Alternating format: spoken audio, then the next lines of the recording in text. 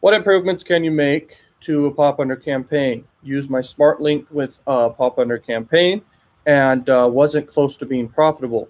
Besides, the bid was, what else can I change? Okay, besides the bid, what else can I change? So you were running a pop under campaign and you're doing a smart link. Now, smart links are cool.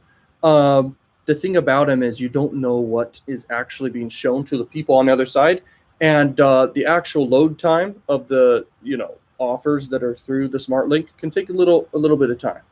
Okay, they take some time to load because there's so much thinking, I guess you could call it. Okay, that's going on inside the link itself and the user on the other end, and so they do promote inside the smart link high quality offers. Okay, they're not promoting crap offers to each person, and they're deciding what they're promoting to them based off location, based off where they're coming from, and based off their device type, connection type, stuff like this. Okay, so getting a smart link profitable, it's possible with pop under for sure, but it actually may require even cheaper than you're currently doing.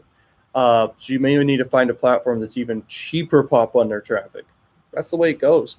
Because, and here's the other cool thing about Crackrevenue Smartlink: you get paid for back button redirects. You get paid for more pop under traffic. So the user will click on the whatever it's being showed to them, and you'll also get another pop under, and Crackrevenue will monetize that for you, and you get paid for that. Okay, I've made a lot of money just from those things. Okay, so the more traffic you're sending at volume, you're going to crush it. Okay, but you need to, in this case with the smart link, just you literally have to, and that's like you could do tier 1 country only for your smart link, or you could do totally global traffic with your smart link. The problem is that's so broad you don't really know what's happening, but you can see in your analytics of your Crackrevenue, and you can see what countries are actually showing.